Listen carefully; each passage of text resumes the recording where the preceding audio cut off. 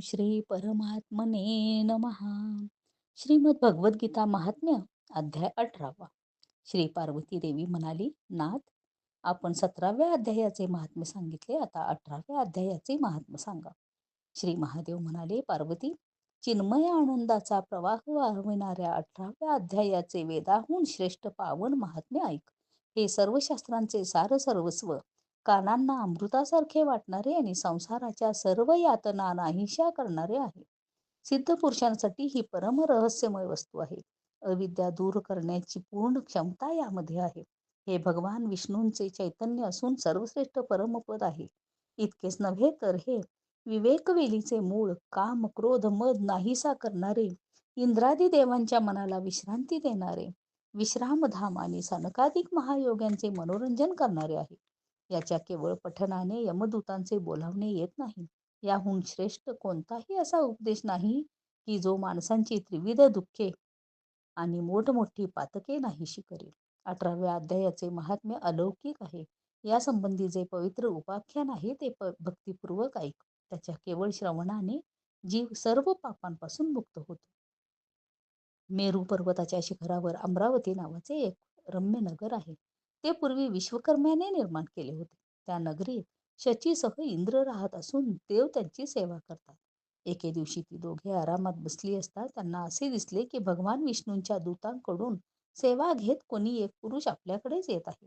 त्या नवीन पुरुषाच्या तेजाने फिका पडलेला इंद्र आपल्या रत्नजडीत सिंहासनावरून खाली पडला. तेव्हा इंद्राच्या सेवकांनी देवलोकाच्या साम्राज्याचा मुकुट या नवीन इंद्राच्या मस्तकावर ठेवला. नंतर दिव्य गीते गात अप्सरांसह सर्व देवता त्याला आरती करू लागल्या. ऋषींनी वेदमंत्रांचा उच्चार करून त्याला अनेक आशीर्वाद दिले. गंधर्व मधुर स्वराने मंगलगाणी गाऊ लागले.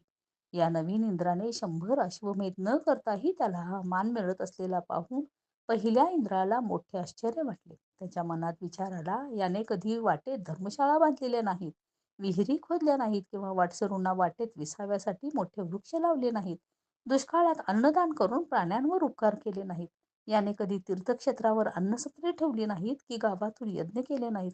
असे असूनही पुण्याईने जोग्या साऱ्या वस्तू याला कशा प्राप्त होत आहेत. अशा विचारात घडलेला तो इंद्र भगवान विष्णूंना विचारण्यासाठी भक्तिपूर्वक क्षीरसमुद्राच्या किनाऱ्यावर गेला. तेथे जाऊन आपण साम्राज्य भ्रष्ट झाल्याचे दुःख त्याने भगवान विष्णूंना सांगितले आणि म्हटले, हे लक्ष्मीकांत, मी पूर्वी 100 यज्ञ करून आपल्याला प्रसन्न करून घेतले होते, त्यामुळेच मला इंद्रपदाची प्राप्ती झाली होती. परंतु सध्या स्वर्गात दुसराच कोणी येऊन इंद्रपदावर बसला आहे. त्याने कोणतेही धर्मानुष्ठान किंवा यज्ञ केलेले नाही. असे असताना माझ्या दिव्य सिंहासनावर त्याने अधिकार कसा काय मिळवला? भगवान म्हणाले, इंद्रा, तो नवा इंद्र गीतेच्या 18व्या अध्यायातील 5 श्लोक दररोज म्हणतो. त्याच पुण्याने त्याने तुझ्या श्रेष्ठ साम्राज्यावर सत्ता मिळवली आहे. गीतेच्या 18व्या अध्यायाचा पाठ सर्व पुण्यांचा शिरोमणी आहे.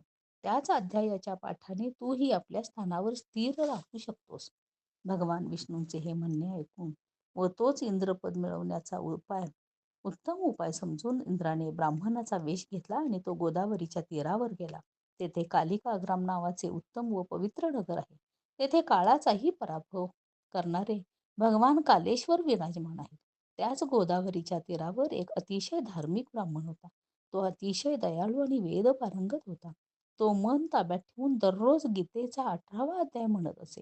त्याला पाहून इंद्राने मोठ्या भक्तिभावाने त्याच्या चरणांना प्रणाम केला आणि त्याच्याकडून 18वा अध्याय शिकून घेतला.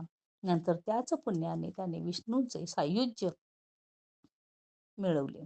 इंद्रादी देवलोकांची स्थाने विनाशी असल्याने फारच सामान्य आहेत हे जाणून तो मोठ्या आनंदाने श्रेष्ठ वैकुंठ लोकाला गेला. म्हणून हा अध्याय मुनींच्या दृष्टीने महत्वाचा आहे. पार्वती, 18व्या अध्यायाच्या या दिव्य महात्म्याचे वर्णन पूर्ण झाले. याच्या केवळ श्रवणाने मनुष्य सर्व पापापासून मुक्त होतो. अशा प्रकारे संपूर्ण गीतेच्या अध्यायांचे पापनाशक महात्म्य मी तुला सांगितले. हे भाग्यवती, जो मनुष्य श्रद्धापूर्वक हे ऐकतो त्याला सर्व यज्ञांचे फळ लाभून अंती श्री विष्णूंचे सायुज्य प्राप्त होते. श्री गोपाल कृष्ण महाराज की जय. श्री गोपाल कृष्ण महाराज की जय. श्री गोपाल कृष्ण महाराज की जय. ओम तत्सदिती श्रीमद्भगवद्गीता उपनिषत्सु ब्रह्मविद्यायां योगशास्त्रे श्रीकृष्णार्जुन संवादे मोक्षसंन्यासयोगो नाम अष्टोत्तरशोऽध्यायः।